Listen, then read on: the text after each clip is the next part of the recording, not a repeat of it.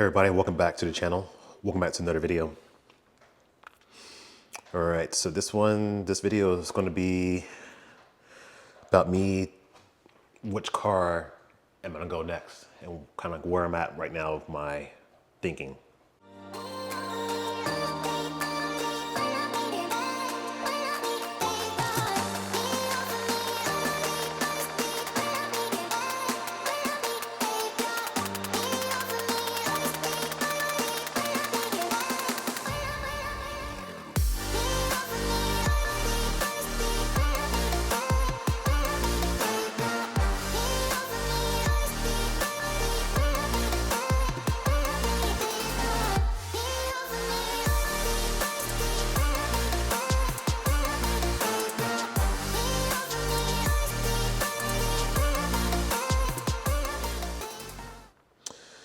So I've been looking around, explore some options. Obviously, if I'm getting rid of my Type R, which I bought brand new, you know, it is nice when you buy a brand new car. It's nice to want to go back to another brand new car. Now that I've experienced that, I popped that cherry there. So I'm thinking of, okay, well, every time I look at a used car, it just seems like I'm very picky. There's certain things I don't like. I bought cars used all the time, and you save a lot of money on a used car, don't get me wrong. But like I say, I bought this M3. If you follow the channel, I bought the M3 not brand new, bought it with nearly 40,000 miles on it. But I bought it because it was my perfect specifications or close to it. But unfortunately, the person didn't have any paint protection film on the front of the car, and it's had a lot of rock chips. There was a couple different stains which actually did come out, and I had dealership fix some parts in the leather that were damaged. But otherwise, the car's been a great car, other than those minor cosmetic things on the front. But what I'm looking at is, you know, I made a video a while ago talking about how I ordered the Tesla Model 3 long range. And I was thinking, I said, you know, I don't know. I wasn't fully convinced on the Tesla for a few reasons. One, because I felt like I rushed it because the prices were going up. And then the second of all, a part of me wanted to get the performance model. I just didn't think that I needed the performance model because I have performance car. I have the X5, which is not here right now, and I have the M3. So I don't really need the performance. The longer range would be useful. However, if you think of the daily driver, you want something that is sort of fly on the radar. But then I was like, you know, I want something more sporty. BMW i4 M50. I'm a BMW guy, you know, you might know. And I should say this before we get really to depth. I'm a car guy, if you didn't know already, or a car enthusiast. I like all kinds of cars. I like everything. Probably didn't know this about me. I'm also a rail fan. I like trains. I'm an aviation geek. So I like anything that just moves. And electric cars, as much as they don't have any personality and character, I'm really starting to be more intrigued with them. You know, to the point where, you know, I've rented a few Teslas in the past. I rented the Model S, I rented the Model X, and a couple of 3s, and I've driven a friend's Model Y. So I kind of know, okay, I've experienced everything from Tesla that had to offer. But a certain part about, I think maybe is part of me thinking that there's a Tesla cult that I'm feeling like if I buy a car like that, I'm joining that cult, and I don't want to do that. There's a certain part that is a stereotype. And I know I make things like that in my video, and I experienced this quite a bit. And I think it just has to do with the Tesla marketing. You know, when you label a system that does sort of level 2 autonomous driving, but you label it autopilot, you're calling it something that people automatically think of an airplane, something that where they think, okay, well, autopilot. What do pilots do? They get in their airplane, they hit the button, press one button, autopilot, and the plane flies itself. These pilots are in the cockpit reading books and playing games and texting and everything like that. And it's not like that. You know, they're still there. They're still monitoring. They're still communicating. There's always someone there that's at that control that is visually checking everything out. There's not just everybody's just, having fun. So you put that labeling on the car, people think the mindset of you hit a button, you should be able just to relax, not have to think about anything and go about your way, and the car is just going to drive itself. Even if you don't have the full self-driving package, the car should just track in this lane. You shouldn't have to worry about anything. If there's somebody pulling out in front of you, the car should take evasive action. And yes, and the car does have a little bit of those features, which I was impressed about. Like I said, I always relate to the adaptive cruise control and lane keep assist on other cars. But there's a few issues that that's where my labeling, the whole branding is off a little bit, because then you have to buy, there's also the enhanced autopilot and the full self-driving. I think it just gets too confusion. But yeah, there's that. I looked into the Polestar 2. The Polestar 2, and mind you, this is going to be a car that I want to keep for a little bit. It's going to be something that I want, something a little bigger sedan that can be somewhat engaging to drive, but also not flashy. Like the Type R is a great car, but it's a little too flashy when I don't want to be. When I just want to run to the store, I don't want to have 2 or 3 people want to race me, or if I'm going to work on emergency, I get people all the time, and it's a little bit annoying. Don't get me wrong, there's some days I just want to have fun. I don't mind having fun with people. Don't get me wrong, if the road permits and we have some time, we'll do a stoplight blast or a little highway pull. But there are times where I'm just being like, and I didn't get this on, I had this on dash camera, I just never pulled it off because it was kind of annoying. But the whole way I was going to work on emergency, I had a couple cars that were following me, trying to stay with me. And they were coming in front of me, cutting me off and trying to do pulls. And I was like, look, I got to the point where now I had to exit the highway, I just pull away from him real quick, exit the highway, wait for him to pull off, get back on again. And hopefully that they just thought I was way ahead, because I couldn't deal with that. I'm trying to concentrate. I don't need to worry about where you are in my blind spot, if I need to change lanes, and it's too much. Like that to me, that for one, that's dangerous, attracts my attention. And like I said, I have a place to be. And now yeah. So I need something that flies on the radar, which X5 is perfect because it's SUV, the color, it blends in, but it does the running costs of that, driving that many miles all the time, not to mention it does suck down gas quite a bit. So there's some times where I had to go back and forth to work, sometimes multiple times in one day. The cost of gas, man, I could easily I could knock out a couple $100. So think about it, electric car. So like I said, I looked at a Polestar 2, kind of browsed the internet, looked at the Bolt and some other cars. Polestar was pretty good, and especially when I had the performance package in it. And obviously, I wanted the blind spot monitor. We have a lot of traffic here. I wanted the driver assistance pack, all the other things that you feel like you should have. The price got up to like $68,000, which was too much for me to want. I didn't want to spend that much. Obviously, the i4 and 50 was another $10,000 to that, because I wanted the heated seats. I wanted the upgraded sound system. I think the think they both offered Harman Kardon between those two cars.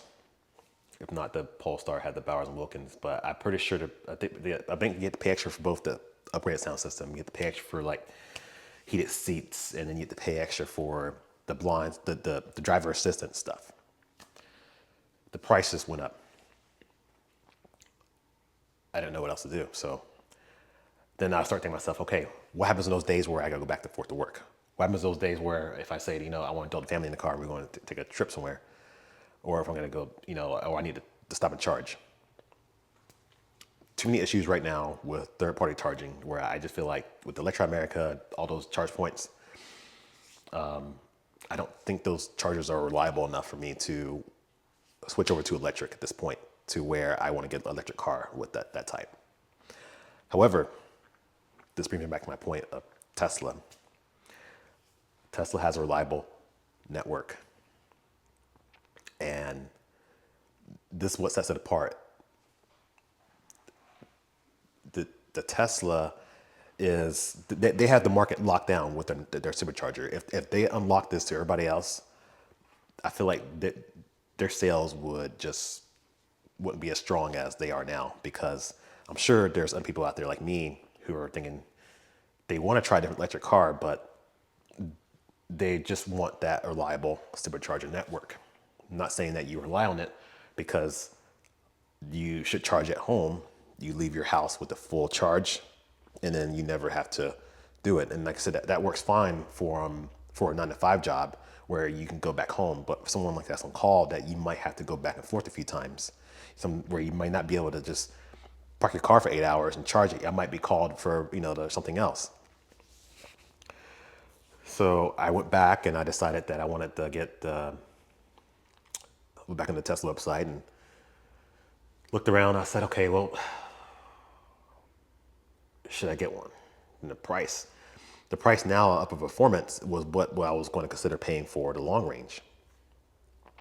Don't get me wrong, now people think the prices are like super low and this is the best time to buy. The prices were where they were just a few years ago. I think that's the major issue. Like I said, now people who bought cars, and back when I looked at Tesla a long time ago, when I first saw them, they were in that same price range. I just don't think that it's a rush. Like if you think about the Model Y, it was like in the low four, it was like $49,000 for the long range Model Y. But now people are flocking to them because they're $53,000, I believe. It's crazy because they just went up temporarily due to demand, and now the prices are back down because the demand is cooled off, and supply, the inflation, things like that. And I made another video talking about it. If you haven't watched that one, just click it up here. I'll put that up here so you can watch. But it's one of those things. So I guess where I'm going is I'm shopping again for Tesla. I just don't know which direction I want to go, if I'm going to go new or used. Part of me is I've been looking for a used one. Obviously, I've been looking around. I don't think I want to get into a long range. I think I should just get the performance because I'm the type of guy. Let me know in the comments what you think. I should, if it's worth it. I know a couple of people give me inputs. I should probably get the standard, I think it's the standard range with the LFP battery, because you can charge 100% every day. My issue with that one is it won't be fast enough. They didn't take advantage of the faster charging. So if I need to get a faster charge where I might need that, I won't have that available to me. So, and I think I'm power junkie. I think I might just get bored with it pretty quickly. But it is a car that's going to be commuting. It needs something simple, something that blends in. But the Tesla, once, and that's another thing. When you go to long range or performance, you're getting the higher upgraded sound system. You're getting the extra features that I feel like that is coming standard. And it's nice that the Tesla, when you go on the website, I'm not dealing with, okay, what does this dealer have? Does this dealer have this car in stock? Does this dealer have this? I want this feature. Can you order it? Can I call them? Do you have an allocation?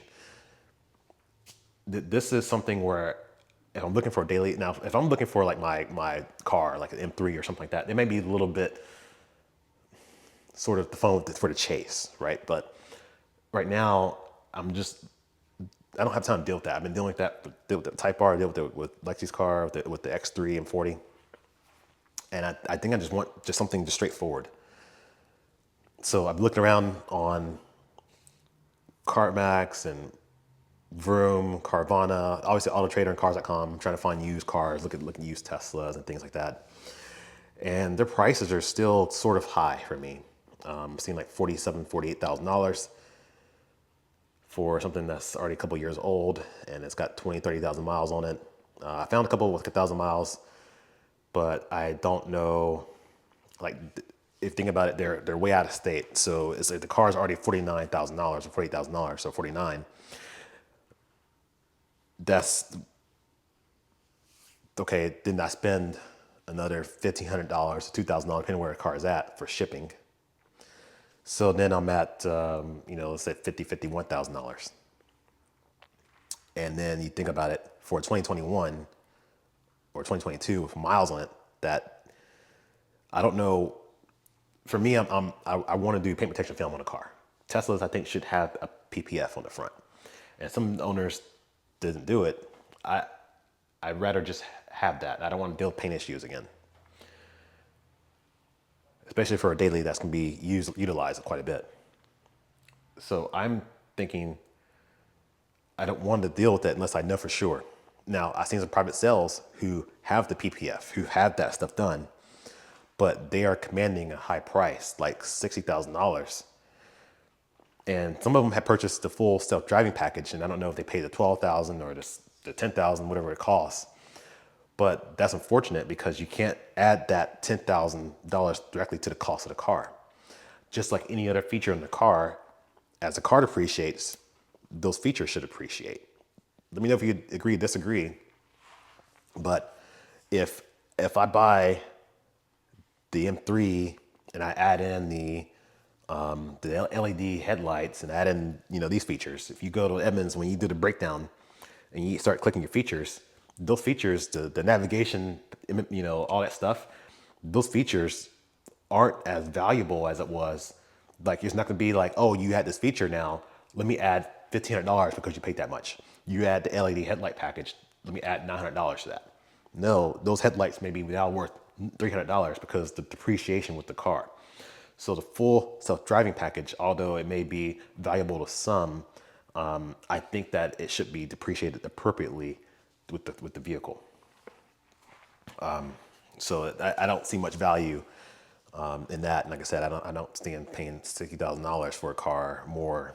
Like I said, I'd rather just skip that.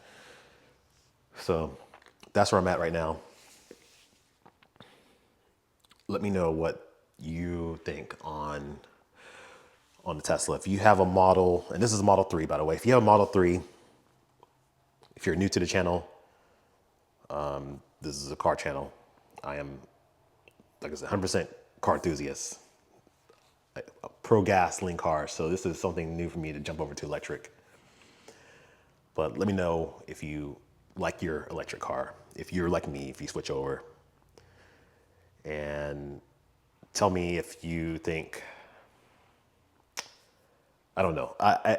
Some people view me as a Tesla hater, and maybe I am secretly, I don't know, but I keep gravitating back to them because, like I said, it's just I think because they do it the best.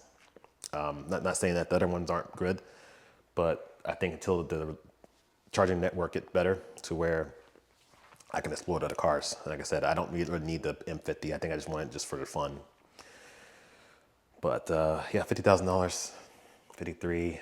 I could buy a brand new one, a brand new Model 3 for 53 performance right away, for 53.5 or 359.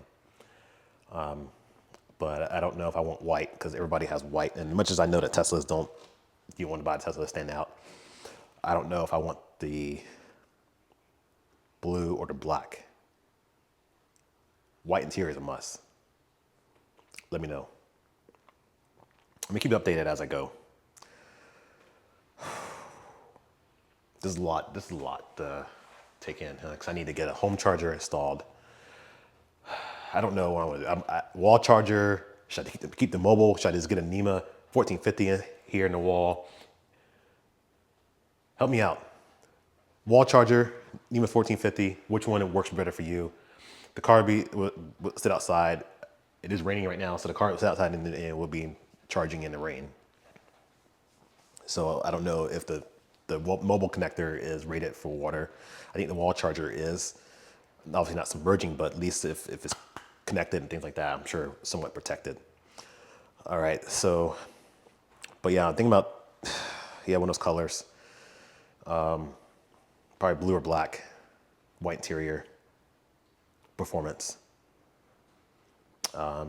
Considered Model Y performance, but I don't think I need the Model Y performance or any Model Y, because I think that I have the SUV. I have 2 SUVs. I don't need 3 SUVs.